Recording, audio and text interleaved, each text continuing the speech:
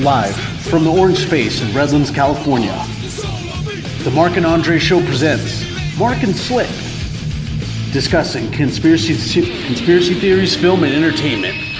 Live here on the Mark and Andre Show. Now here are your hosts, Mark and Slick.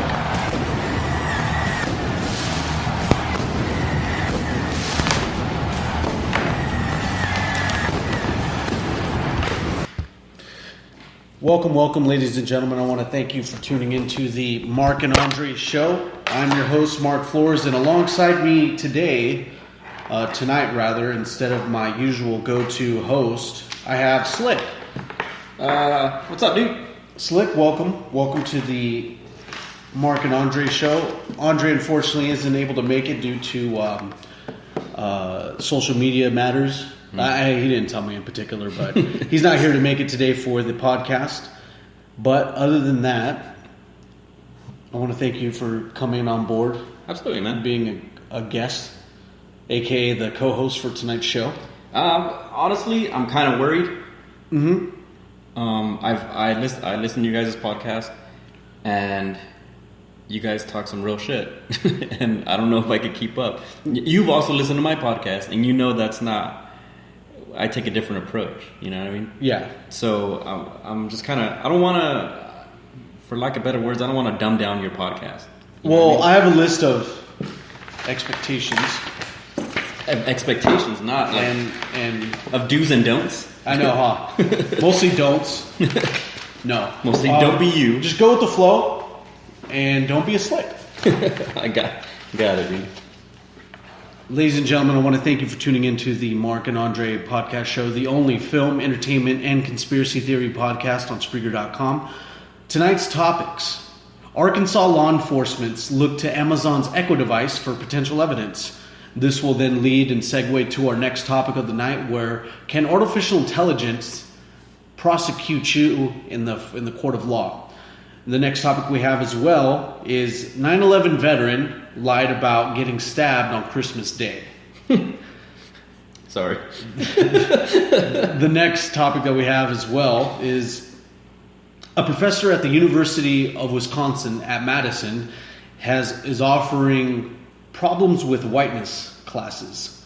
So we're going to be sure to talk about those amongst other things on the Mark and Andre podcast show featuring Slick.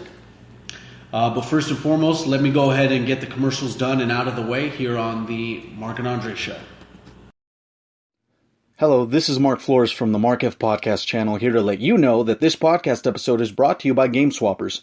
Come on down to Game Swappers, located at 4520 Holt Boulevard in Montclair, California, to buy, sell, and trade your current and retro video games from Nintendo Entertainment System to the PS4. Keep in mind that if you share any one of my podcast episodes through any form of social media, you'll get 10% off your entire purchase, or you'll get 10% more towards your retro game trade-ins. Follow Game Swappers on Instagram at GAMESWAPPERS. That's GAMESWAPPERS. Game Swappers. Buy, sell, and trade.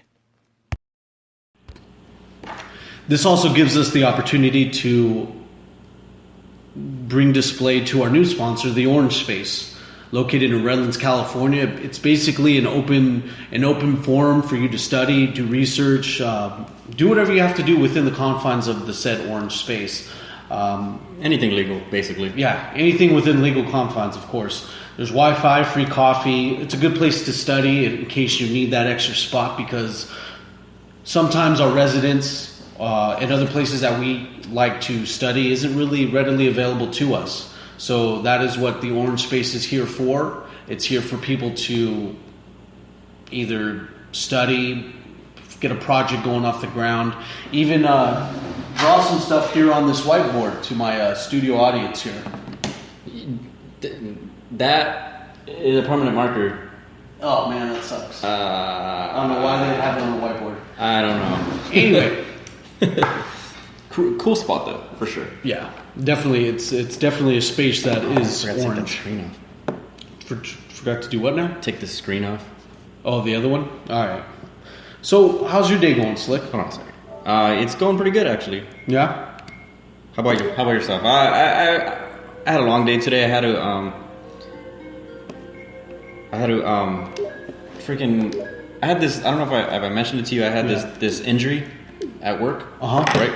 So yeah, I pulled a muscle or whatever. So I've been off work for a while, and this week I had to go back, but I still had to go to therapy. I still had to go to the doctor. Still had to do all that stuff. Yeah. So I've been waking up at freaking 6 in the morning when I don't really have to wake up till like 9 or something to accommodate those therapy sessions and stuff. It's because before I was going during work hours, and I wasn't getting paid for that. So that don't fly. That sucks. Yeah. Other than that, I'm feeling great. That's good. That's good to hear. It kind of the only downside to doing a show live is we have to also understand the needs of other people's extra time. And what I mean by that is there's a fight tonight. It's going to take the viewership down from the live numbers, unfortunately, and that's just by design. I mean, there's a lot of UFC fans all around the world, especially when Ronda Rousey comes to fight again. She's the first time fighting in almost a year. Yeah. So, nonetheless, it's going to bring more attention to that. But there's plenty of topics that we need to discuss here on the show, and I'm glad to have you by my side because I've done the Mark and Andre show solo before, and it's really not the It's not the bee's knees. It definitely isn't because I prefer doing an open discussion type of podcast, and I enjoy having somebody to discuss stuff with. Something to fire back with, Obviously, yeah. Where my brain ends, someone else's should tail off into another topic. Man, like I said before, dude, I don't want to burst your bubble here, but my brain's been mashed potatoes since. I don't be learning as much. I gotta tell you something. But I'm here to try, man. I'm here for the discuss. I just like to shorten things down, so I'm ready for discussing. You're like we mentioned earlier. You're like the guy that says guac. No, guac talks. Oh, dude, guacs and talks instead of tacos. I had some good guac talks yesterday, dude. Yeah, that was a good party, man. It was a good gifts exchange at the Game Swappers. The Game Swappers dinner that we had at the Finish Line Sports Bar and Grill. Good times, dude. It was unlimited tacos, and needless to say, I did take that challenge. How many did you have? I had like 5 or 6. Not that. You can't really scarf down unlimited tacos, especially with rice and beans. And then the double tortilla situation you got going? Yeah, they always do that. I hate that. You don't have to eat them, especially if they're unlimited. I don't like wasting food either, though. Yeah, that's me too. That's why I was raised to clean my whole plate. Well, like for example, that you had asked for 3 carne asada tacos, and what was the other one? 3 carne asada tacos, 2 chicken ones. 3 chicken ones. Okay, and I said, I made the mistake of saying, I'll take the same, right? Yeah. So then the lady shows up with 3 of the chicken tacos or whatever, and then the tacos that weren't carne asada, they were what was it? Freaking carnitas, right? Yeah. So obviously she misheard or didn't care, and so then we both just ate what we didn't want just because it was there. Yeah, it did suck because I'm not the type to if my. Needless to say, if they get my order wrong, that's when I'm like, look it, you fucked up. It's completely wrong. Let's change this order. But it's not like you order tacos and you got a cheeseburger. Yeah, when I'm not paying for the That's meal, another thing. That's another thing. When I have no reason to like bitch and complain about it, then it goes into a different topic. And then add that to me not wanting to waste food, and I'm stuck with carnitas instead of carne asada tacos. Yeah. Which was, I dealt with it. I, wolfed those 3 down. I was like, it's still food. It's not. I'm not eating dog poo. Like, it's still. It's not like the other day when I was eating dog shit. Yeah, it's different. It's a little bit more seasoned. Nice. But then when she came for the second round and she was like, "Oh, what'd you like?" I was like, "All right, this time I'll have some carne asada tacos." And she came back with more carnitas. Yes, exactly. And that time I had to say something like, "Hey, that's." Okay, enough's enough. I don't want any more. Like, they probably have more carnitas than anything, so it's all like, I'm sorry, I didn't hear you for the 5th time. Here's more carnita tacos. I'll take a Arnold Palmer carnitas. It's just a glass filled with carnitas. That's basically what it came down to. But still, good night. Very good night. It was a very good night. I was able to keep my undefeated streak at NBA Jam. That was a good match, man. Yeah. Tell your listeners about that, man. That was a good match. So what the guys at Game Swappers usually like doing, they like putting up the arcade sticks, the old-fashioned traditional arcade sticks, and they like. Wait a minute, Andre looks like Slick. We got a comment from Big Nugs on our live video stream. We have the arcade sticks, and we like playing NBA Jam. Mm-hmm. I enjoyed basketball, and I enjoyed basketball even when that NBA Jam came out. So we were playing. I was the Jazz, and Chubsy was the Los Angeles Lakers.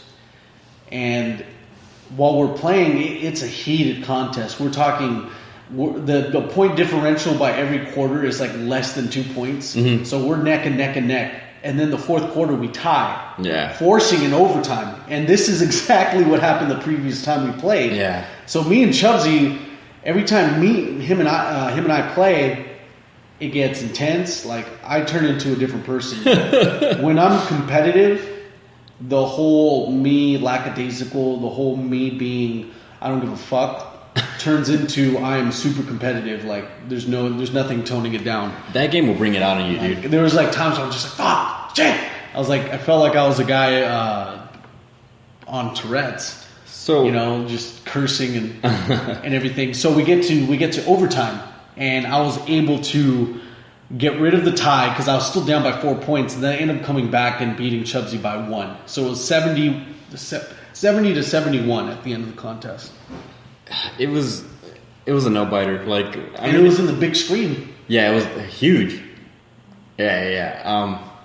Are you competitive? I mean, like besides that, I mean, in sports, yeah. When it comes to sports, in sports, and when it comes to facing someone else, I really get extremely competitive, and it's been a drive that I've always wanted to have. Mm-hmm. But due to the fact that I'm super intense during that competitive mode, I get mentally exhausted. Like it's bad. It's bad for me to be in that mode all the time. Like I'll end up fucking dominating the world if I keep going that way, and I can't have that. I enjoy not being that intense most of the time. Yeah. But when the matter comes up that I need to be, then yeah, of course. You yourself? I kind of get that way too. Like I do my best to stay away from those situations to put myself, like people are like, oh, you want to play this? No, I'm cool. I hang back, and then I just end up looking like the asshole that doesn't I don't want to unleash hell. Yeah. Because like well, like every once in a while, my girlfriend would challenge me to some video game, So like when we first got Mario Kart, she's like, "Oh, let's play," and I'm like, "Jesus Christ!" And I'm not that great at Mario Kart. Yeah. It's a great game. It's flawless, but of course I'm gonna try to pick out flaws that aren't there. Like, no, this track isn't regulation. This track's in reverse. We only play the normal track. It's the same thing when we put on Smash Brothers, and it's just like. She freaking dominates me, dude, and I'm just sitting there like, I don't want to hit her, you know what I mean? No, obviously I'm not gonna hit her, but I don't want to hit her, but she's doing stupid shit, beating me in games. But it was great though, because on Christmas I had bought her a Monopoly ripoff. You know what I mean? It's called the Catopoly. Yeah, Catopoly. Cool. So it's exactly Monopoly, just with cats. You know what I mean?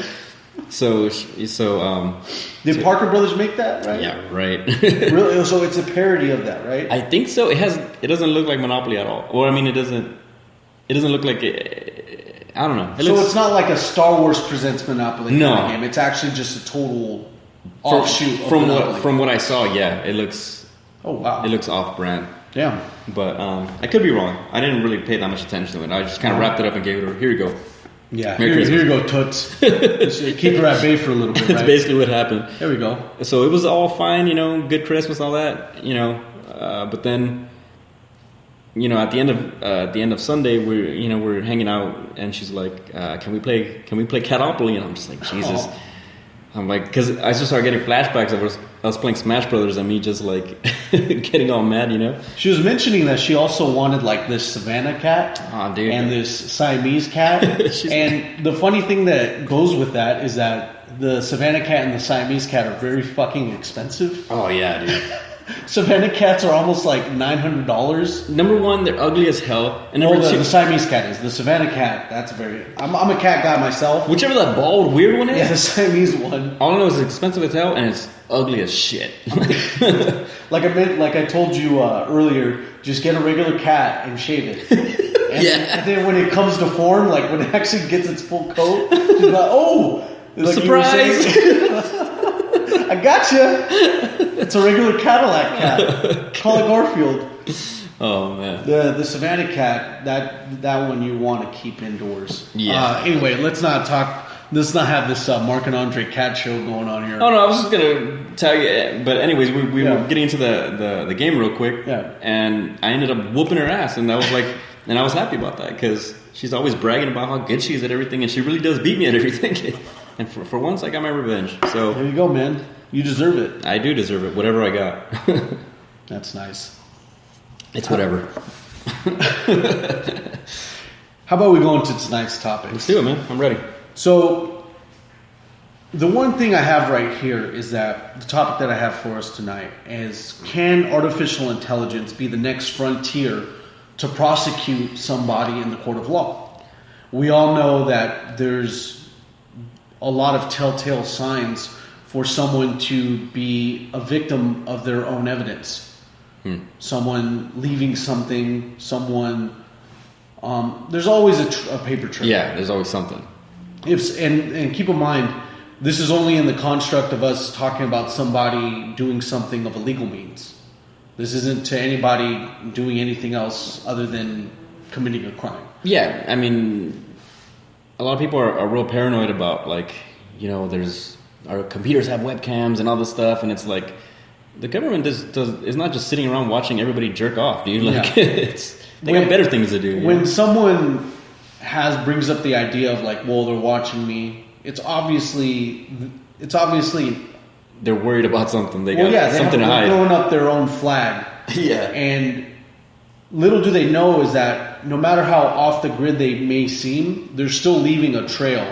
Like, say if they cover up their webcam laptop on their laptop, they may leave an extensive trail within their phone. They even may leave a very extensive trail on social media. So there's always this, you're not 100% off the grid, because if you have a credit card, you're not off the grid. Nope. If you've ever entered your social security somewhere, you're not off the grid. So Arkansas law enforcement want to seize a suspect's Amazon Echo device. And what is that? So what the Amazon Echo device is, I can leave it as an example for someone watching, but for the people listening on Spreaker.com, the Mark and Andre show, imagine I have, the Amazon Echo is basically like a black cylinder about 6 inches tall, basically is the width and height of a regular hockey puck, but the height about 6 inches tall. It basically collects your voice info once you name the object. Once you say, Alexa, look up the weather for me in Burbank. Okay. Alexa, what's traffic looking like heading towards Los Angeles? And is that the thing's name? Yeah, that's AI. That's the Siri of Google. Yeah, in order for the AI to recognize what you want it to do, you then have to say Alexa first. Alexa first, okay. So what they wanted to do, this situation happened to this gentleman like this. His Amazon Echo device was near the vicinity of his jacuzzi. And when I was reading this, it kind of felt like I was reading an erotic novel because it was like, it read like this. It said 4 guys were all talking inside a hot tub, and 2 of the guys leave, and then 2 other guys are within the hot tub, and one of them was face down inside the hot tub, and as soon as the police department comes, they see that he looks like he's drowned in the hot tub, but little they know, when they look up at his face, they actually have strangulation marks on his neck. They actually have, there's like bruises and stuff on his face. So what they're stating at this point is that there's a cover-up. Something went wrong within the hot tub. Something went down in the hot tub that pissed that guy off. So, hey, mister, you want to see my pee-pee? You're done, son. So that's what went down. And now the prosecutors in Arkansas, I don't know whether it's the Arkansas Police Department or some city alongside this place in Arkansas, but they want to seize this Echo device. They want to, okay. Yeah, they want to seize the Echo device to collect the data to see if the audio was being recorded during that time. Oh, shit. Alexa can still hear you regardless of you saying Alexa. It'll record your data. That way, say if you mention Back to the Future. Uh-huh. Or say if you mention... Which you mention on the regular every day. Well, not me. Yeah, but right. This is an example. So say if someone likes bringing up a lot of sports movies, they'll end up... Alexa will end up syncing up to whatever other Amazon device you have and give you recommendations on what you might like because it's heard you before. So that goes into what they want to get into with the Echo device and saying, well, let's see what other information's collected. Let's see if it recorded the struggle between the two guys in the hot tub. How many strangles did we record? Well, 3 this week. And it's... Based on the strangulations, you might like The Simpsons. Like when Bart chokes Homer. Oh, Homer chokes Bart. Oh, that too. That too. I remember the 3-way choke that they did with Marge getting Homer, and then Homer had Bart too. Yeah. Like a 3-way choke. So... I'm a big fan of 3-ways, by the way. They, you and I both. So this hot tub situation is getting a little hotter, if you know what I mean. Yeah. This Echo device is now in the midst of, it could either be the make or break of this whole case. So if Amazon decides to release the info of this device, now we're leaving room open for, well, if this Echo device has now been allowed in the court of law, what other forms of AI is allowed now? This could be the one that breaks the straw that breaks the camel's back. Mm-hmm. You know what I mean? Like after this one's allowed, people can now refer to that case and say, well, this Echo device is allowed. You've allowed it, and you've allowed it in the state of Arkansas before. Oh, you know what I mean? Yeah. So. Yeah. Long story short, they're still in dispute to whether they should be giving up the Amazon Echo device. Mm-hmm. And this is going to segue into my next topic: is that will AI be the next frontier into prosecuting you in the court of law, or even on a criminal case? So you're talking about basically things like the device, basically. Exactly. Anything along those lines. Mm-hmm. It's just a matter of time. I mean, everybody has something, you know what I mean? Everybody has a phone for sure, you know what I mean? So they already kind of go through like text and stuff like that, right? Yeah. So I mean, it's happening, dude. It's just a little by little. There's nothing we can hide anymore. If we were in the 60s, you could murder somebody, just leave them on the side of the road, and nobody would find them for that's months. That's how the Zodiac got away. I mean, we still haven't got the Zodiac killer because he was in the 60s and 70s. He was doing his thing during a time where, for forensic evidence, mm-hmm. it was up to certain police departments to have forensic DNA. And then not only that, you have to have the DNA pre-existing anyway. Yep. So maybe you could have DNA, but you don't know whose it was. Or like, there's no the Zodiac didn't catch a selfie before he was killing people, in cars, or he didn't have like an official Zodiac Instagram.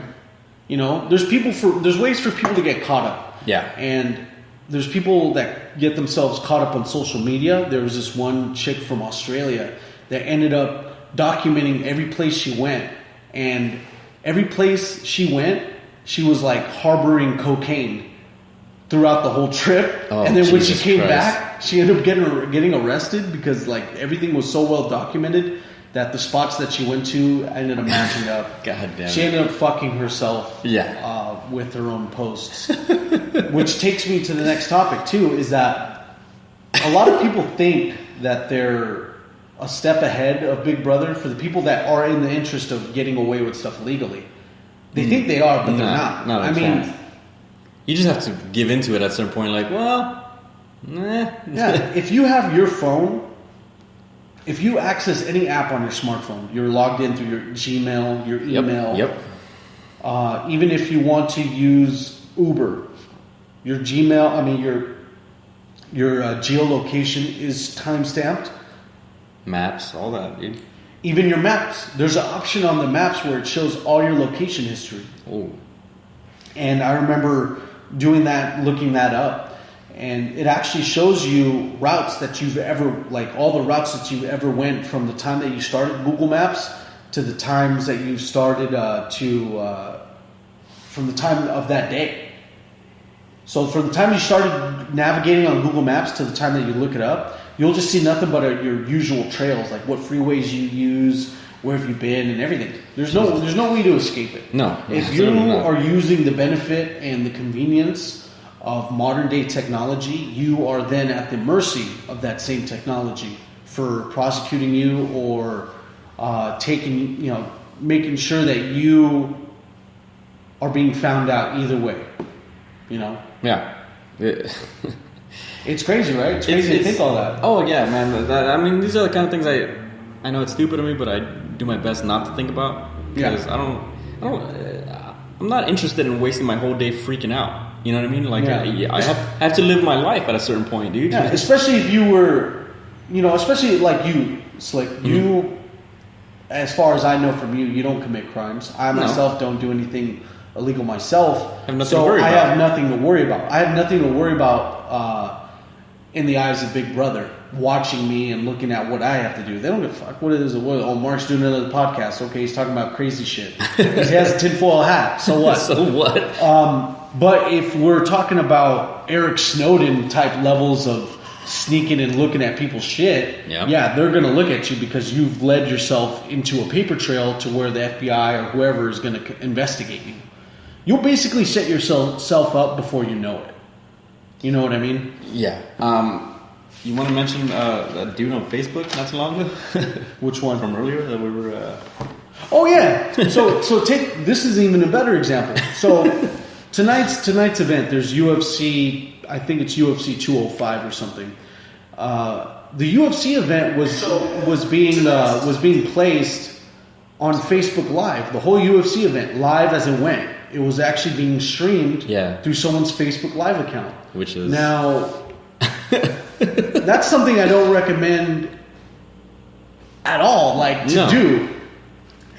Not only is it illegal, there's also... You're a screenshot away from getting convicted in any court. Someone just takes a screenshot, sends it to Facebook admins, and now you're fucked. Yeah, that's it. With like a $500,000 fine. Because what they can do is now... They can take the price of the pay-per-view times it by how many people were watching it, and they can charge them for that. I can't even... Legally. That's what's scary. That's real life. And that's worse than the fine. Because he can get a fine plus that. Because if UFC, the people that own UFC, want to sue him on more grounds than that, they're more than able to. Because they're like, well, this stream was only available for you to buy, so now you essentially need to buy all these people that went into it. And this live stream went into the 44,000 mark before it got cut off. So 44,000 times $60, how many pay-per-view? Yeah, that's a lot of dough. So I ended up jokingly saying in the comments section, I was like, so I hope we're all coming and chipping in for this guy's, I think we should start a GoFundMe for this guy, because now this guy's extremely fucked, because not only are they going to be able to look back at this and be like, well, he did stream this, or this guy's account did stream this. Mm-hmm. So it's... There's a way to shoot yourself in the foot and do it so blatantly. And you know this guy was just thought he was on top of the world. Like, look at all these comments I'm getting. Look at all this. Like, I'm the king of social media. Like, I'm so brilliant, dude. I'm streaming the fight. How come nobody else does this? Like, yeah, exactly. And then when he gets a knock from somebody and then serves him a subpoena to appear in court to face the UFC, he's gonna be like, man, I shouldn't have streamed that. And how much money is that? Is that a phone number? That's how much oh, wow. Is that a phone number?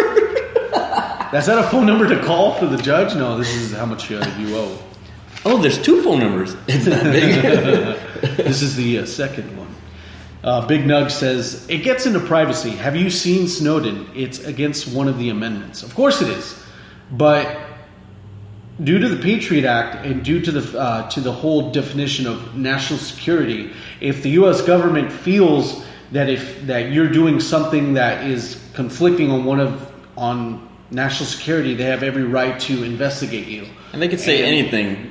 It could be anything's a threat. You know what I mean? It could be it is definitely against one of the amendments, but when they're actually prying into someone's life, they're not doing it all willy-nilly. They're not going and saying, hey, let's go dig into what Slick's doing. I bet you he's jerking off. Let's see what he's jerking off to. No. They're going to do that based on the paper trail someone's left, and they're going to do it, they're going to take the right steps. I mean, I haven't read an instance where the U.S. government just did it off a shoot and decided, just pry into people's lives out of random. I mean, I'm sure they do it, but they're not gonna tell you. I'm sure they got some embarrassing stuff on people, but of course. But they're not gonna tell you. Look, check out what we got. But I mean, the U.S. government has better ways to do blackmail. I mean, the IRS is always like that. The IRS is always going to get you. Oh, yeah. Even with the FBI, think of the FBI as this company that investigates you to the very microscopic detail. Like the way they ended up convicting the Amazon Echo guy that we're talking about is that they looked to his utility bill and they saw how much water he used from the time that those two guys left to the time that they found the body, and they found that he actually used water, excessive water, during the time that they left. And it's along the lines of, he used it to clean up the mess that he had. So it's like, it's not even him using the went to Echo. The water bill, dude? Yes. Damn. So, I mean, you can't really... There's no way around it. The only way you could be off the grid... You dispose of everything you've owned. Mm-hmm. I mean, everything. Your clothes, your whatever. Throw your phone away for sure. And you just go on a mountain and sit there. Don't talk to anybody. Don't exist. That's the only way. You would literally have to take your car, blow it up, burn all your socials, all your birth certificates, everything. Throw your phone away. And you don't tell anyone what you're doing.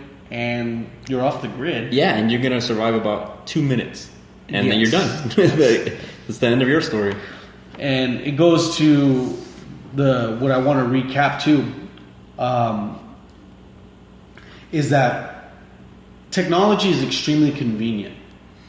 It's extremely, to say the least. Yes, exactly. It's very convenient for everyone. You have the access of billions of things at the push of a button.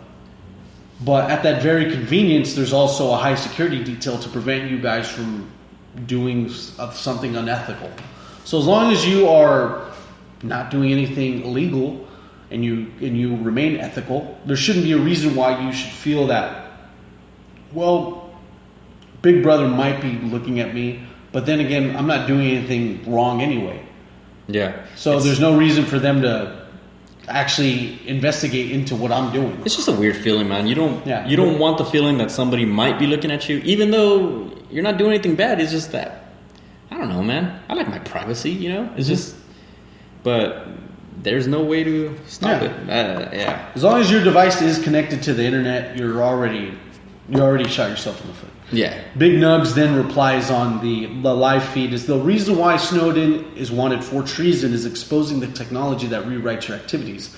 So a lot of people look at Eric Snowden as either a patriot or the complete opposite. They think he's a digital terrorist. But with the way I look at Eric Snowden, I think Eric Snowden brought to light something that the U.S. government was doing wrong. They were prying into people's call logs. And if there's people that don't have anything to do with being criminal, then it's essentially none of their business. People are entitled to their privacy, of course. Yeah. And that is one of our essential rights, as long as, we're in the confines of my property or the confines of what I do personally, as long as it's not illegal, I shouldn't be investigated. Absolutely, without a doubt. That's a lot to take in, I know. But I do enjoy talking about this because this is really a very touchy subject to some, and a lot of people don't really like talking about this. But it's something that always needs to get out there, guys. You guys always need to realize that you may think you're off the grid, or you may think that no one's going to catch you, but when you see that your IP address can be captured by your local cable provider. I've read so many I've heard from so many people that they were given letters, a cease and desist letter from the cable company saying, well, we caught you downloading so-and-so music, and we need you to stop. Oh, yeah. I need you to stop downloading Papa Roach albums. Never!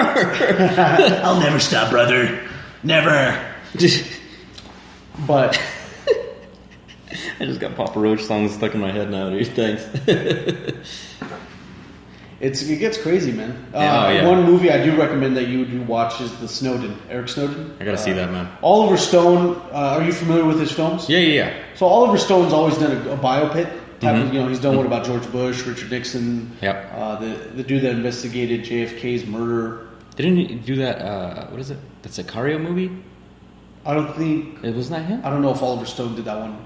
Oliver Stone, action movies aren't his alley. Was that an action movie though? Sicario, yeah.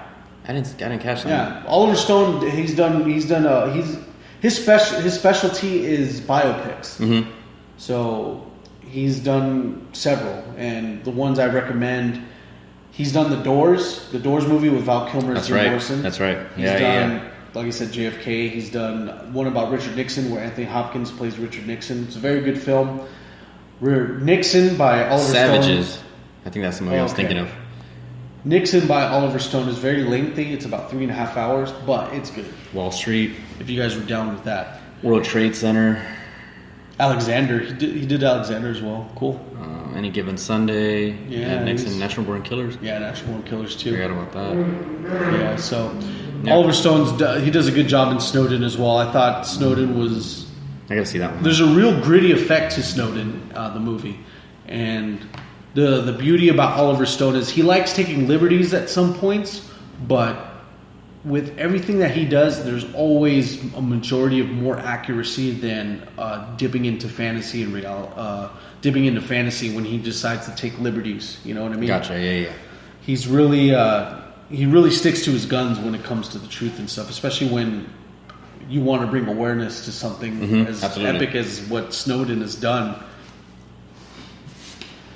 So the next topic we have too, let's take a comedic note. Let's take a comedic approach to this one because this one to me is very hilarious. Let's hear it. So a 9/11 EMT, 9/11 veteran, he was an EMT during 9/11. Okay. He fabricated a story about getting mugged on Christmas Day. So this was... And they advertised it as they put 9/11 into the situation, or did... Oh, yeah. He was... that's what they... If you're involved in any form of 9/11, you're good. Anytime you do something... Like, if you want to hit on chicks at the bar, it's like, I was a firefighter in 9/11. Yep. You come with me or what? Respects to them, though. They deserve it. Oh, yeah. Not this guy, I don't know. An FDNY emergency medical technician, EMT, who claimed to have been attacked by a gang of thugs and robbed on Christmas, actually concocted the whole elaborate story.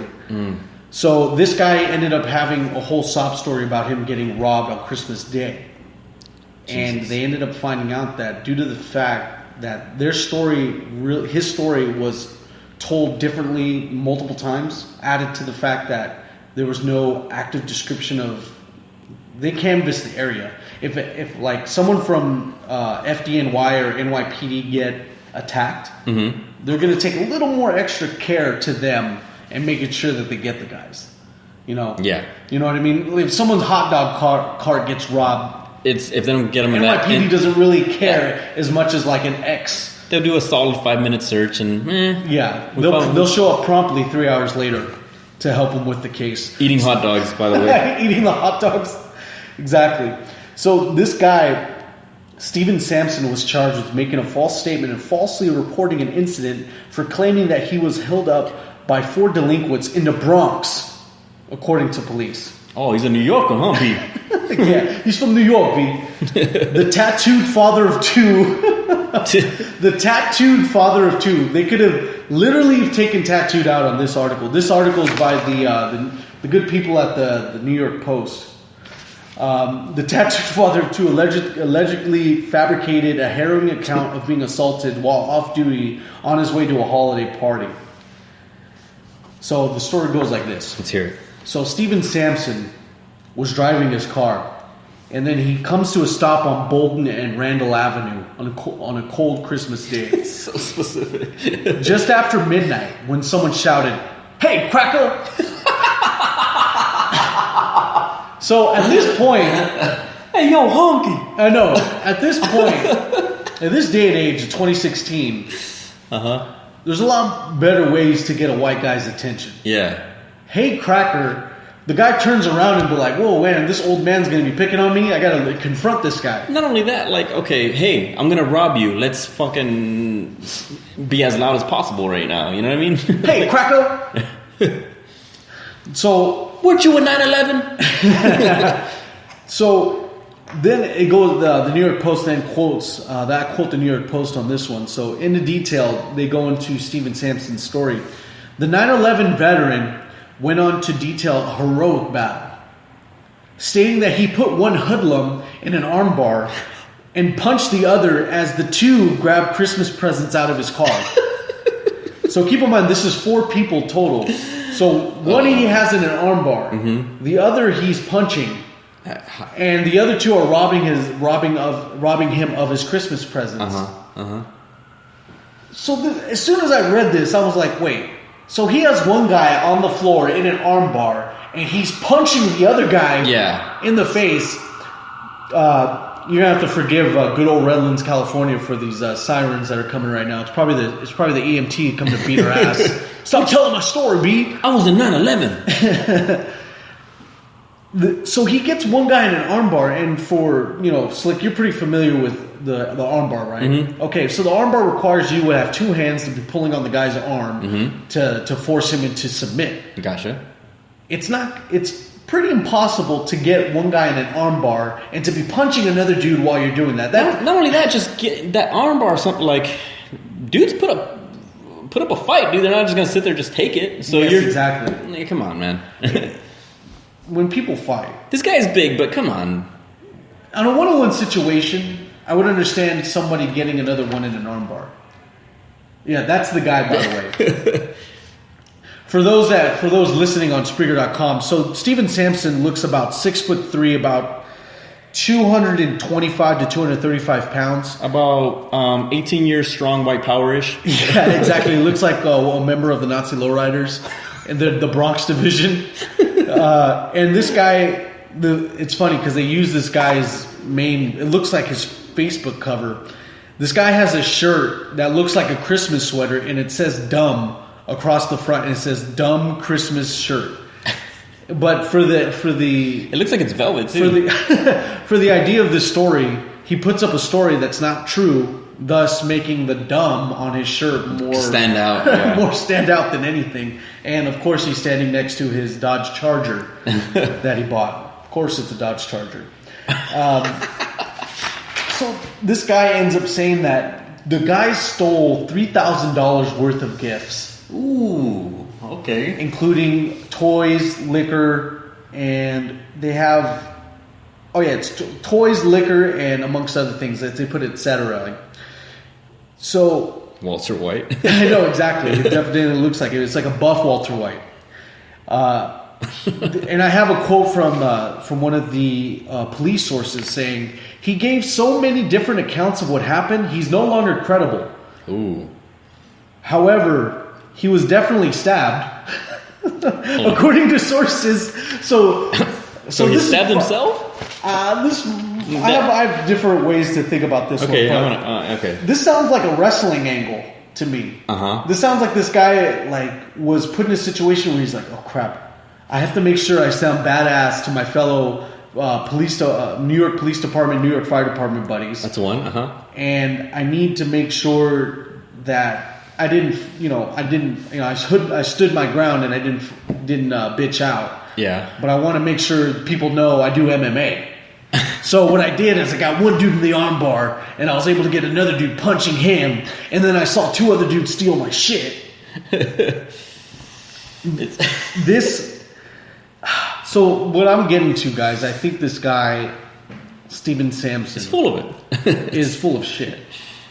For anytime I read a story where a big burly white guy puts someone in an armbar, I can't take any validity of it. In any fight, minus the UFC. You're not going to put your opponent in an armbar. You know what I mean? An armbar, and especially if you put someone in an armbar, and you still have 3 other people to deal with, right? It's the thing is, okay, if this was real, this is how it would have went down, right? 4 dudes come up, right? They're not gonna yell at him, "Hey, cracker!" That's not gonna happen. Okay, here's what's gonna happen. He's walking, or he say he got out of his car, or what did he say? Yeah, so he's pulled up on the side of in his car, and then some guys yell out, "Hey, cracker!" So from this point, we have 4 guys, him getting stabbed 1 time from 4 guys, and now as soon as the police come, he has no one there to account for what he did. So it's basically on him at this point. So there's a lot of things. This is what would happen. Okay, if he's making it up as it goes, he doesn't. There's going to be multiple stories because he's going to be trying to figure. Not everything's set in stone. You know. So okay, if he would have got out of the car and say he was going somewhere or whatever, these dudes wouldn't have. They would have tried to just. They would have looked in his car, took all his shit, and they would have bounced. Okay, yes. Or if he was just standing around, they weren't gonna just start yelling. They would have just beat the shit out of him, all 4 of them, before they took anything. Yeah, you know what I mean. Probably even took his car at that point. Just, yes, his car shouldn't have been there. This is New York, B. Exactly. I don't even think that car's real, dude. He just made that car up. He already made the car up. I don't believe it's 9/11. $3,000 worth of gifts are gone. And this guy's left with a stab wound and a dumb Christmas shirt.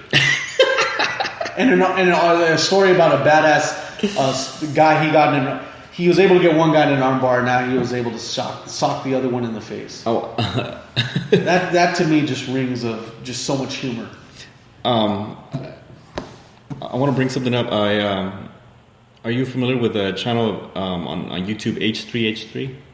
No, what is that? So it's this dude that just he just rags on other people's videos and stuff like that. Kind of. Oh, you showed me that guy. The guy that has like salt and pepper hair. It's just like curly. Yeah, the guy, and he dated this Israeli chick, right? Yeah, that's his wife. That's his wife. Okay. So actually, I think you saw some of this. Yeah, that's what I was going to mention. Is that I saw those videos. So what was happening is there's this guy named Joey Salads, and his channel's terrible. But he gets views, and that's money for people. You know what I mean? So he's just trying to cause controversy. And he's like a fake pickup artist, correct? No, he likes.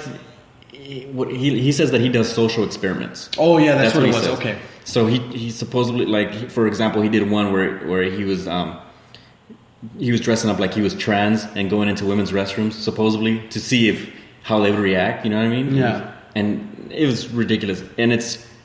You look at these videos and it's like, this is so fake, dude. Yeah. You know what I mean? There's no doubt. Joey Salads. So anyways, he just tries to cause controversy because that's gonna get him his views. That's gonna attract subs, of course. Yeah, exactly. Okay. So he started doing these videos on this Black Lives Matter situation, right? Yeah, I remember that video. So he did a few of them, and what he was like on one, for example, he supposedly parked his car in a neighborhood I think it was in New York, and he had like Trump stickers all over it or whatever. Like I think he had like All Lives Matter stickers. It was something ridiculous, right? And then so he's like, all right, I'm gonna walk away from my car and see what happens, right? So then it says on the bottom of the screen, it says 15 minutes later, and then it just shows like 4 black dudes come up and just beating the shit out of his car. Oh yeah. Okay, so. And then supposedly he's not trying to make black people look bad. It's like, dude, what? You know what I mean? And he's claiming this is real and shit like that. So H3, they're making a video making fun of it and basically like little things. It's like, look how fake this is. Trying to show you details like, look how fake this is, right? And they even went to the extent of calling him, right? Here's what happened. Okay, so they're saying how fake it is, and all the people in the comments, they're saying like. They were the guy's name's Ethan, by the way. So they're calling out Ethan and saying like, wait, his name's not Joey Salads. No, Joey Salads that's the guy that made those videos. But Ethan is H3H3. Exactly. Sorry about that. Sorry. Okay, so So Ethan, on the comments, people are just trashing Ethan, saying like, these people they're all fucked up, and then people are just all kinds of racist shit and saying like, you gotta understand this is real life. These people are fucking crazy, all this stuff, right? Yeah. So basically, just trashing black people, just going off on them, and he's trying to tell people this is fake. He's causing drama between you guys. You guys are looking like idiots right now. You guys are being super racist, saying all this shit. Everybody's trashing him. So then, like 2 days later, when they were filming that video, when Joey Salads was filming that video, somebody was upstairs in an apartment building filming him. So they basically caught him making a fake video because he was hanging out with all the people that were that were breaking that car. Oh my god! So Ethan gets his hands on it and he has a field day. Like, good. You see, good. Like just expose the shit out of him, right? Yeah. Makes a big deal about it, and then that's when he gets an interview with Joey Salads and like, what the hell are you doing, man? And he's like, no, I wasn't trying to cause controversy with black people. I was just trying to get views and stuff like that. It's like, dude, it's like you're causing a race war in between the comments on YouTube, dude. It's like the guys that say, well, I'm not racist, but yeah, come on, dude. Like, I don't know, man. It was bad, dude. And it sucks because now Joey Salad has the attribute of him exploiting actual black people. Oh yeah, dude. It looks really bad on him. And his friends that are black in the video, now have to hold the sad truth that like now they're helping. Oh yeah, they're helping take that negative, giving a negative light to African Americans. It sucks. You guys got to see those videos. Like, H3 Productions. They're doing more harm than good. Absolutely. At the end of the day, and even for the sake of satire at this point, because now that video has been exposed, he's trying to make it seem like, oh, dude, it's just fun and games. I'm trying to get views, but dude, at what cost are you getting these views, man? You're starting some serious shit. A lot of these people that watch these videos, they're real young. You know what I mean? And highly influential. Exactly. So they're getting this shit in their head. They're reading these comments and they're agreeing with idiots. They're agreeing with people that don't know anything. You know what I mean? And you know what too is I want to bring that. That's a good point that you bring up. Is that this day and age of the demographic that he's dealing with, Joey Salads, is probably, we're talking high schoolers to early middle schoolers, and to some people within community college. Highly influential. They love social media. Yep. Their news comes from what's trending instead of what is actually going on worldwide. You know what I mean? Mm-hmm. So they're mostly focused on an entertainment aspect. So the articles that they read are via Facebook. Oh, do you think he went out of line saying this racial comment, or do you think this? And so that's when opinions flare up. Yep. So a white person's perception of a black person can be influenced by what they read in the comment section, by what their other friends think, etc., etc. We, on the other hand, have been I remember reading the fucking newspaper. Mm-hmm. I remember taking a different approach on getting my information. You know what I mean? Like we didn't listen to what was trending, or we didn't hear what was trending back in the day. Yeah.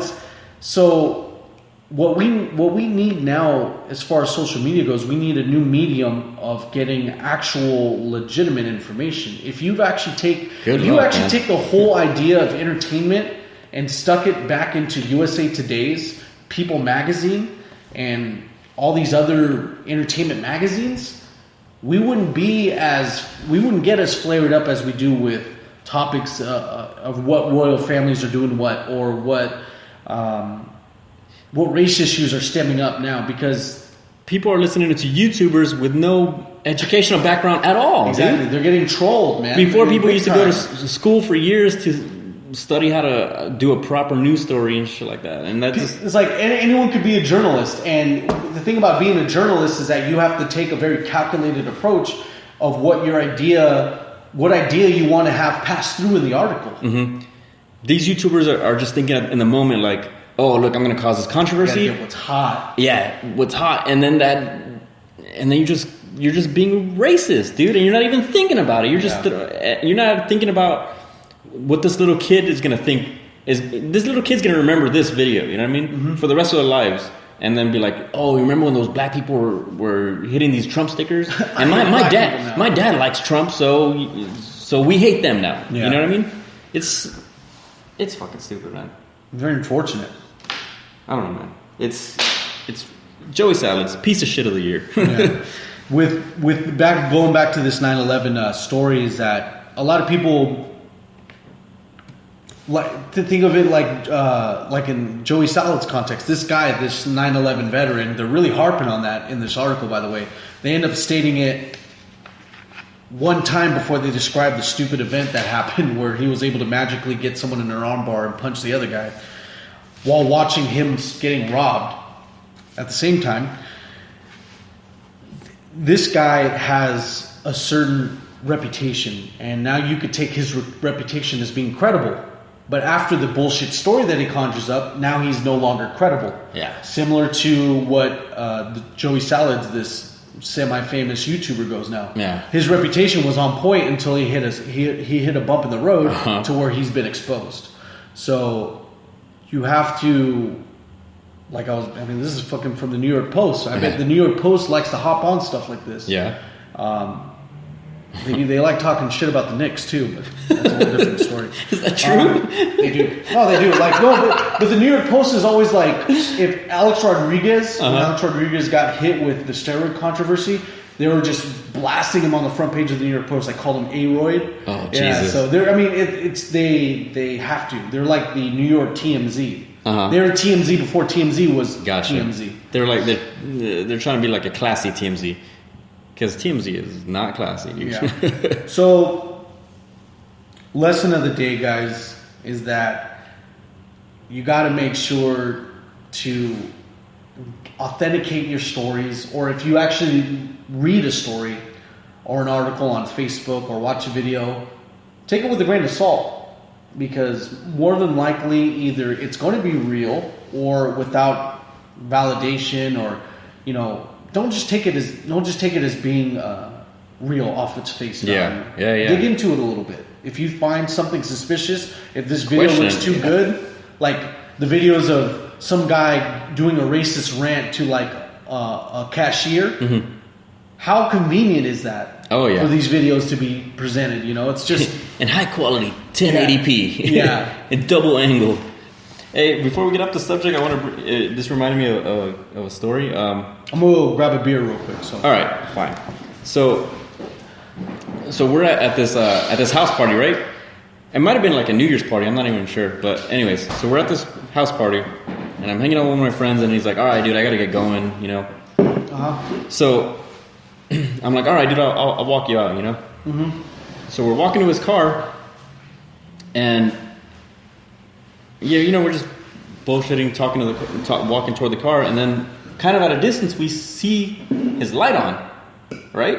Oh wow! And then we start walking closer, and then I just hear him go, "What the fuck?" Somebody's in his car, right? Somebody's in his car just digging through his stuff. We just at basically right when we were leaving the house, somebody had just started digging through his stuff right then, right? Oh man! So, but it hit us so quick that we couldn't even respond. We're like, "What's going on?" You know what I mean? Was the gentleman still in the car? He's in the car. Oh, this is and great. we're not that far from him. So then he goes, "What the fuck?" He runs up to the car, and he kind of just like nudges him, and was like, "Hey!" And fucking dude just gets out of the car holding a bunch of shit, dude. Oh hell no! But like I said, we're in shock too. We don't even know what's going on, exactly, dude. Like because you don't ever expect that. Exactly. So this dude's holding all my friend's shit, dude. He's holding like a sweater. Like, keep in mind, my friend didn't keep anything in his car. He was holding his sweater, his lunch pail, I don't know, like some boots or something. Some of the fucking slang. Yeah, just whatever. And this is not like some homeless dude. It was like young kids, dude. Like little. They were. I don't know, dude. If you were able to pin like an age, what would you say is your best guess? 17, 18, dude. Wow. So he, but what we should have done is fucking held him down or something, or took a picture or something, dude. Right? But we didn't do any of that. We just, like I said, we're in shock, and all my friend says is, "What the fuck are you doing?" And he's like, this guy's reaction was priceless, dude. I can't, he goes, "This is the homie's car." He didn't know what to say, right? He goes, "This is the homie's car." Oh, God. And my friend's like, "This is my fucking car." And this guy, oh man, this was the stupidest thing I've ever heard. He goes, "This is the homie Jake's car." "No, man, this is my car." And he just throws the stuff on the floor and he starts running. And he turns and looks at my friend. He says, "Tell the homie Jake this is his car." And he books it. That's so dumb. It just didn't make sense. What is that, dude? Tell the homie Jake this is his car. I don't know, man. It was just really stupid. But, and there was dudes and we looked down the corner and there was dudes all the way down the street in a truck waiting to pick that dude up to bounce. It was sketch, dude. It was super sketch. Man, all I could tell you, because I've had an instance where I've left my door unlocked and left my car unlocked at my front of my house. I usually lock it. I'm just very in your car. In front of my house. I thought you said. And the one time I didn't, someone rifles through my shit. So it's just it's always very important to do that. I wouldn't doubt it if somebody checks your car door every day, dude. Like somebody just walks by, see if it's open. Nope. I don't fucking doubt it. You know what I mean? And it's in the least expected type of neighborhood. I mean, you've been to my neighborhood. It's like, no, it's. Do you fucking expect that? No, not really. The other thing I want to give you guys one story too. So I go to a thrift store in Rialto. I'm not going to name the name. I don't want to get anyone in trouble. I go and I'm looking for PC games or whatever I can find to make some money, and I'm looking through the PC games and I have to look through these games. I have to make sure that the PC code's in there, the fucking CD's if not they're scratched, useless. just everything I need, my mental checklist, the instructions, everything. I'm looking through them and the guy, I guess, who does loss prevention comes up to me and he comes, "Hey, man, so how's it going?" I'm like, "I'm doing fine. How about yourself?" "Well, I'm doing good. I've been better." I'm like, "Okay. Cool." Yeah, exactly. And so I keep looking at this CD and everything. And keep in mind, I'm wearing a big burly coat and I forgot to bring my hat. So my hair looks like, this is before my haircut. I had the Kramer going on where it's everything's everywhere. So I kind of looked like nobody owned me, I looked like nobody owned me. I like that. And so I'm at a point where this guy, I'm like, holy shit, I'm being profiled. Due to the fact that this PC game already has its top ripped off because every time someone had to undo a game, a PC box game, the top's always ripped off. Oh, yeah. And so this guy thinks I'm trying to steal a PC game. And I'm like, we're at a crossroads here. Either he tries to assume that I'm stealing shit and then I just confront him about it. Yeah. Or we just keep going on our day. Act like nothing. Yeah, exactly. And so I'm like, all right. Or he just calls you out, Yeah. So I'm going to keep doing my thing because I know within myself I'm not going to do it. Yeah. I'm not going to say, this is the homie Jake's PC game. and give it to him and run away, The homie But Jake. I'm intent on buying it. Yeah. So I'm going to buy it. But it was weird, man. It's it felt... I hate that crap, dude. It felt bad being profiled, especially if it's something you're not doing. Oh, yeah. But I could feel in the instance of this guy who was actually rifling through your friend's shit, and he has to conjure up something to... He was probably going car to car, just making a quick little lap and... Well, my friend, at the time, he had a Honda, dude. And don't Hondas have that, master key or whatever? Yeah, you can always go into Hondas. So, either that or a Slim Jim, especially if he doesn't have an alarm system. Yeah, I don't remember, dude. Yeah, man. Always lock your cars, guys. I'll just never forget that. It was just... This is homie Jake's car. This is the shit I'm stealing from him. Before he left, it just didn't make sense what he said. He said, tell the homie Jake this is his car. What does that mean, dude? After the fact that your friend stated that it was his car. Yeah. He said very adamantly. And what is my friend going to say? Okay, I'll let Jake know. Chat, bro. Shout out to Jake for his cool car. Your homie Jake has a sweet ride. And what? Your homie Jake just told you to come in his car and take his lunch pail? You know what I mean? Give my lunch pail, fool. I'm hungry. It was stupid, dude. I just won't forget that, man. That's funny. That's a hell of a story, man. So, man, we got all that from a stupid lie. Hey, man, that's some life. guy conjured up. So let's go on to this last one. This last topic that we have here on the Mark and Andre Show. The only film, conspiracy, and entertainment podcast on Spreaker.com that we know of. With me, for my people listening at home, with me is not Andre, but rather it's Slick, host of. You want to go ahead and do your plug real quick? Yeah, I'm the host. I'll say co-host. The co-host of the Green Thing podcast, which we do every Saturday morning, live on Mr. Stream Thing on YouTube. It's Mr. Stream Thing GTP on YouTube. So yeah, I don't know.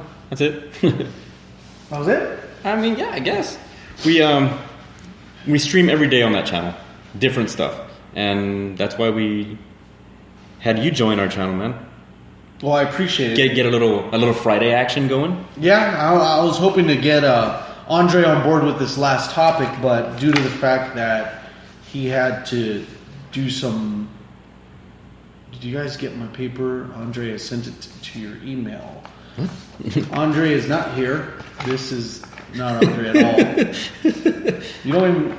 Anyway, we'll make sure that Andre gets it. Bob Ross. Bob Ross says, "Hey." Is that the Bob Ross, the one that paints? That's absolutely the Bob Ross. What's up, What was Bob? that other guy's name? Is that his name, Bob Ross? The guy that paints? That's him. That's him. Commenting right now from beyond the grave. Yeah, I was like, oh yeah, he's dead as shit, dude. So this guy at the University of Wisconsin at Madison decides he wants to make a class called The Problem of Whiteness. Wait, now, what? Yes, exactly, right? So this guy by the name of... Why are you laughing at me? This guy named Damon Sajnani. What is it? Damon Sajnani at the University of Wisconsin at Madison has an African Cultural Studies class called The Problem of Whiteness. Now, the basic premise of this class is that the whole tagline of this class is, have you ever wondered what it really means to be white? If you're like most people, the answer is probably no. But here's your chance. The course explains that it's going to dive into how race is experienced by white people. But it also looks at how white people consciously and non-consciously perpetuate institutional racism. So what this guy wants to do within this class is not necessarily African cultural studies, but I do agree with him to some extent, because to understand the problem of whiteness is to understand the actual problem that African Americans within the United States have to deal with on a regular basis. Yeah. What they're dealing with is racial profiling.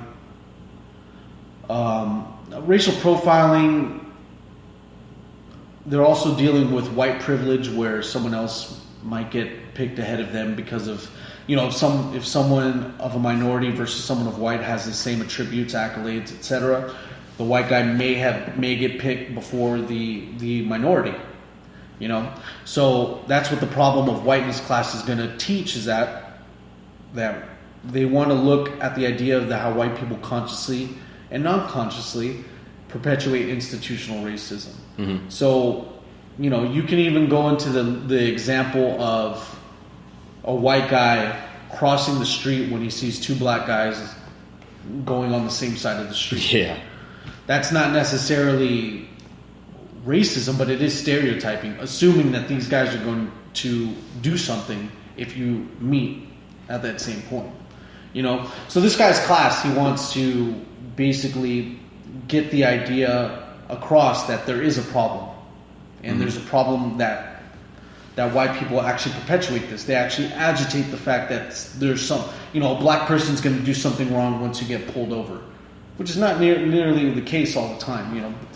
It happens statistically speaking, but it doesn't happen a majority of the time. Every time we see a YouTube video where a white cop is arresting a black person, that's just one of the many times someone gets arrested every day. We shouldn't, when we look at someone or crime, we shouldn't look at it at a perspective of race. Yeah. You know, we shouldn't even look at a perspective of What did this gender, asshole do? That's what you got to look at. Like, what did this guy do? You Exactly. know? Maybe he deserves a beatdown. You know what I mean? There's people, and of course people are going to stereotype. I mean, I remember there was this in Oregon. I know in Oregon and Arizona, you could openly have your firearm. Oh, really? Yes. So they did a social experiment. I don't know whether it was. Can you draw a diagram on the goddamn board? This is a diagram enough of the letter S. I kind of. Yeah, kind of. This is a very useful diagram that we're going to use towards the end of the show. We're not really going to. What's the example I was going to bring up? Oh yeah. So they did a social experiment where a white guy was holding an AR-15 with the strap on his back. Okay. A regular assault rifle, and he was walking, and no one said anything to him. You know, except a couple people that found offense to him carrying a gun like that. Why is he carrying a big ass gun like that? And what was this? A white dude? Is that the guy who actually called him out on it? Or no, the white guy was walking around the street with the AR-15. Yeah, that's what I was asking. Okay. Now, a black guy tries to start doing this, right? Oh God. And I'm not kidding you. Like, they have an elapsed time. I think within 15 minutes, within 10 or 15 minutes, there was cops holding him like this, like, get down on the ground. Like, what the fuck are you doing? So this is one of those cases where there's already institutional racism, where you think this black guy, just because he's holding a gun, is actually going to do something wrong. You know? Yeah. So what this guy at the University of Wisconsin wants to do is that he wants to put emphasis on this. He wants to make sure that as long as you're aware of the idea that there's actually subconscious and unconscious institutional racism, you'll be a lot more aware of what you do or the things that you say. Like, I mean, how many times have you read like an Instagram post or a Facebook post where it says, "Oh, it's just me and my friend and the black guy," or you know what I mean? Yeah, it's like they use that even in Hollywood with. Not Another Teen Movie, the token black guy. Yep. The token black guy set people up for like a decade because of that stupid fucking. Oh phrase, yeah. It's like it's a phrase that they used in Hollywood, but they ended up exploiting it in Not Another Teen Movie. You know, as shocking as it may sound, it's what ends up happening. I mean, look at various scary movies before Scary Movie came out and said, yeah, the black guy's going to die in this movie. Yep, the first guy. You know, yes. even not even in horror, but like even early as Jurassic Park, et cetera, et cetera. I mean, the black guy, they die in the movies. You know, it's one of those other instances of institutional racism that you have to stop, and it's just. Do you have any examples, or did you ever have to deal with, not in terms of you being a brother on the street, but it's like, has there ever been an instance where someone thought of you differently? I mean, you don't really pass off as the Latino type, you know what I mean? Like, but I get judged like it all the time, dude. Really? Oh yeah, dude. And not only that, I'll be the first one to admit it. I kind of dress like a trash bag every once in a while. You know what I mean? Just normal zip up sweater, and you know what I mean. That jean jacket. A lot of people. Hey man, that's style, dude. Anyways, no, I don't know, dude. I just dress like some dirty skate rat. You know what I mean? Like, whatever. Yeah. Right. So, you know, I will try to go into a store, and of course, I'm getting eyeballed because you know I got long hair, or my hair is, you know. I've been to restaurants where it's like, I try to order something and they're like, well, you know that's extra. Yeah, that's fine. I'll pay for it. Oh, but it's this much. And it's like, I just said it's fine, dude. Are you seriously like, you know what I mean? Yeah. I've been in those kind of situations, and it's stupid, dude. Come on. Like, don't just jump to conclusions, dude. Chill out, man. I had to literally go out of my way to make sure. I literally try to make sure that I don't fall within. Oh, yeah, man. I have to. And it sucks because I live my life to be the most honest, trustworthy dude.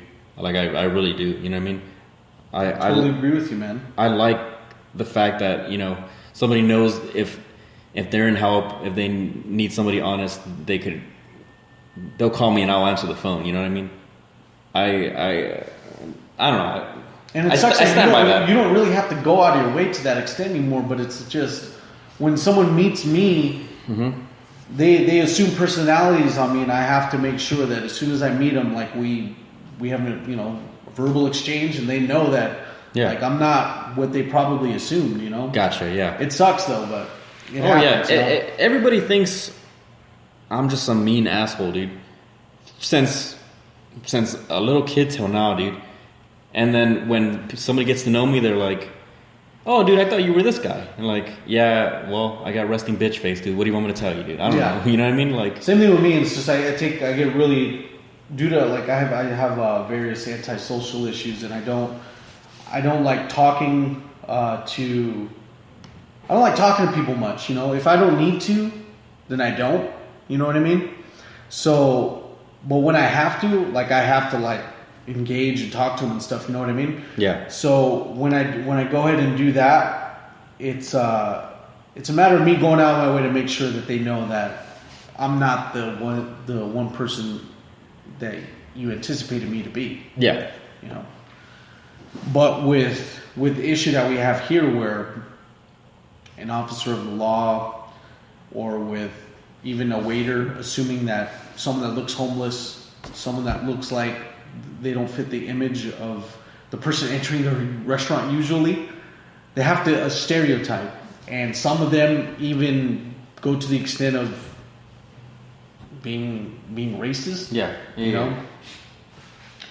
I don't know. It's very offensive, at some point. But even doing this, even having the problem of whiteness, what the professor doesn't, I don't think he understands, because this is this title itself is very offensive. Yeah. And he might use the other side of this argument, saying, well, this isn't racist to say because it's always been a problem, but it's just you're already instigating an issue by having a class called the problem of whiteness. And I went ahead and checked out the actual syllabus for this class, and lo and behold, I read that it's actually called the problem of whiteness. There's no like elementary way to say, the difficulty of being Caucasian, or there's a very eloquent way of saying the problem of whiteness, other than saying it so fucking blatant. Yeah. You know what I mean? And for him to be an educator, he has to consciously know that this is going to cause controversy. Yeah. He's doing it for the sake of controversy. I would enjoy the content within the class. Like, you have to know that there's a lot of ways that that Hollywood, with blackface in early cinema, with police force, with people within the police force being in the Ku Klux Klan and the police force at the same time. Yeah. With the fact that the Ku Klux Klan is still an active hate group. Oh yeah. Versus the Black Panthers that are no longer with existing because they have been eradicated by the government. And in terms of eradication, I mean just totally done with. They didn't do a mass genocide. As far as we know. But the fact that the Panthers, the Black Panthers, are not in existence, but the Ku Klux Klan is actively in existence, is very sketch.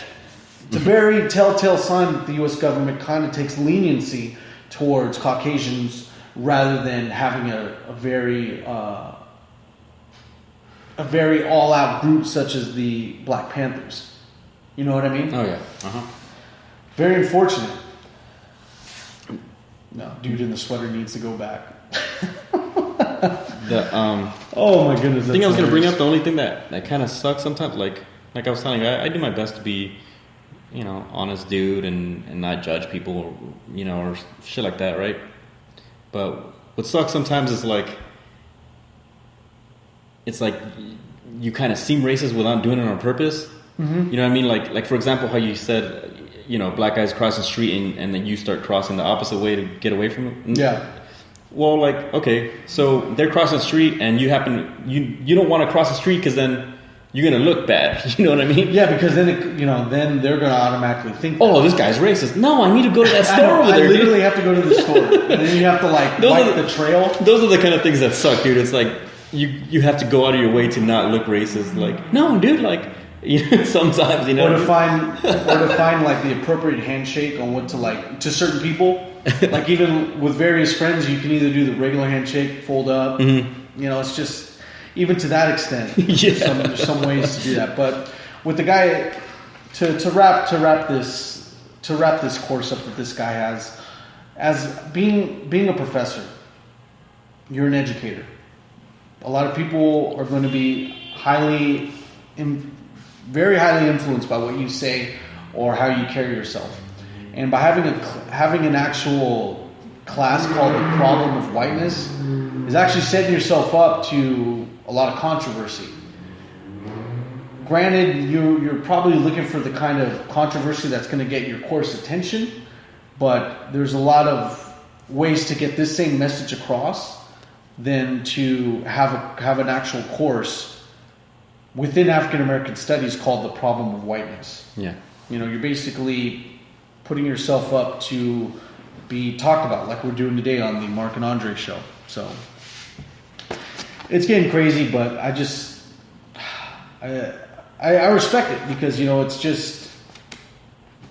it's just something that we still need to talk about in 2016. Yeah, it's like stupid. It still gets me upset that we're still talking about racial tension within certain groups, especially somewhere like in Southern California, like we're all at. You know what I mean? I know, dude. This is the melting pot. This is the melting pot of the United States, similar to that of New York and similar to that of Florida. Yeah. Like those three are like the epicenters of multicultures. See, you just gotta be like me, dude, and just hate everybody. It's just everybody sucks. You know what I mean? No, just hate everyone. No. Yeah, dude. I don't know, man. You're right, though. It's sad that we have to still be in that fucking world, man. Like, you would think by now we've grown past that, you know what I mean? Like, unfortunately, it has a lot to do with just a lot of old school people.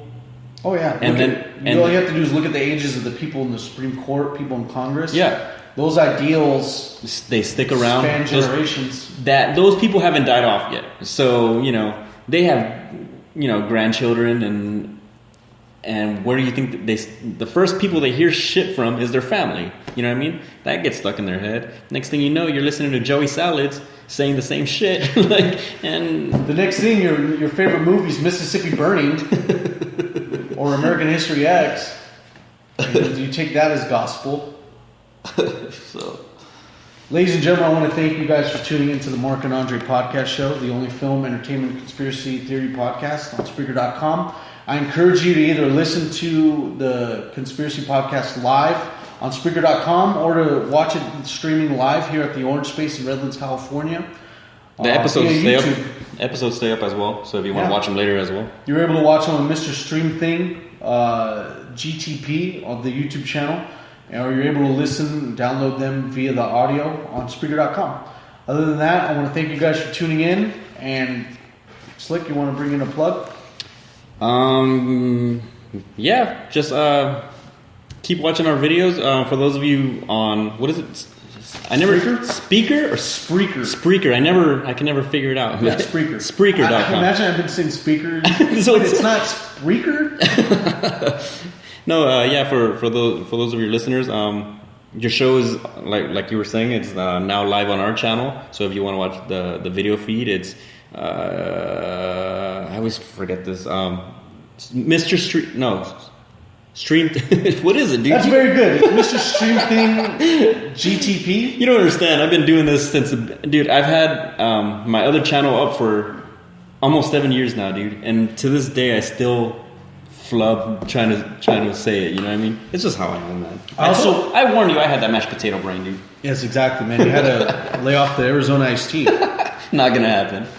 I want to encourage you guys to also take heed and listen, or no, to actually watch my friend Andre, who's not with us today on the show, to watch his YouTube videos.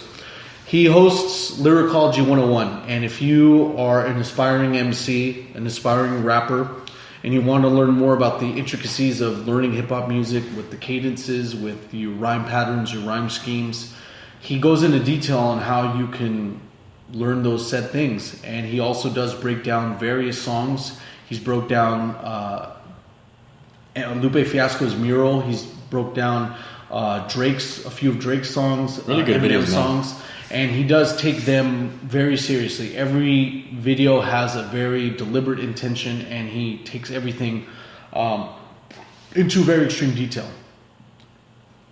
Lyricology 101 is the title of his YouTube channel, so be sure to listen to it. To watch it, and to like, share, and subscribe to that. Lyricology 101. Other than that, you guys have a good night. This has been the Mark and Andre Podcast Show.